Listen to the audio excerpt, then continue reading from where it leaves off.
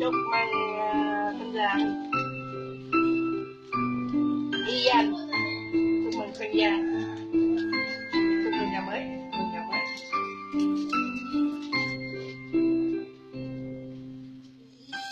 Yêu xa là thế đó, có ai mà không từng cùng cảm giác đó lạ lắm. Đôi khi cứ nhói lên từng cơn, nhưng đôi khi cảm thấy bình yên và hạnh phúc lắm.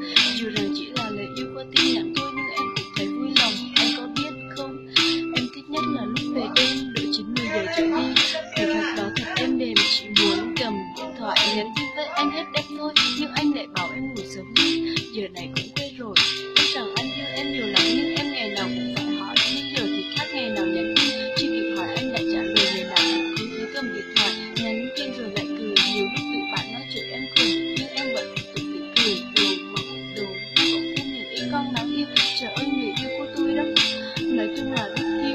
Đi rồi cũng phải quay lại cho mấy bạn đã yêu xa. Hãy luôn quan tâm qua từng tin nhắn, cùng đủ hạnh phúc mà chờ một tin nhắn để biết người kia còn quan tâm mình không. Chờ một tin nhắn để tôi suy nghĩ rằng anh có thật lòng. Tại sao lại phải chờ như thế? Tại sao lại không thể chủ động? Tại sao như thế? Tại sao không thể đợi em đâu ở trong lòng? Vì là con gái ở trong tình yêu, luôn muốn được cưng chiều. Em chỉ nói thế chứ không lấy nhiều. Em mong rằng anh hiểu. Nếu có tình cờ nghe bài hát này, em xin anh đừng trách móc. Bởi vì bây giờ em biết chịu đựng là điều em phải học.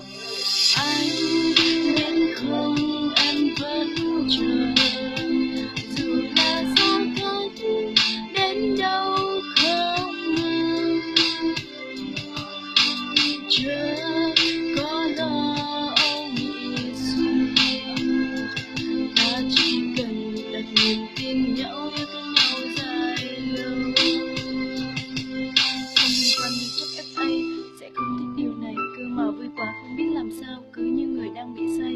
Ngày suy nghĩ rồi đêm nằm mơ, hai đứa bước vào thánh đường. Trước mặt Thiên Chúa nguyện ước cùng nhau một bước đi đến những con đường. Nhưng mà này, nói rồi hai đứa mình phải cố gắng vượt qua thời gian để ta có nhau. Thì khi đó ta mới chiến thắng khoảng cách nè, chiến thắng thời gian nè. Cả những lời nói bàn tán xung quanh không ít gì những lời chê. Anh nghe tới đây rồi thì móc điện thoại ra nhắn tin cho em, nói là anh nhớ em và anh yêu em nhiều lắm nha. Vì anh em sẽ cố gắng bỏ qua tất cả thông tin xung quanh. Em sẽ vun đắp tình yêu này cho đến khi có anh bên cạnh. Em sẽ làm ngày hạnh phúc đó không xa. Em sẽ làm để vững tin ở em, vì trái tim em cần anh mà. Yêu xa cần tin nhắn nhớ đó người em yêu. Hai ta càng cố gắng tô màu hạnh phúc ngày càng nhiều. Em làm cô nhỏ bỏ cả thế giới để yêu anh. Anh không tin thì cứ em để biết tình cảm bao nhiêu xem.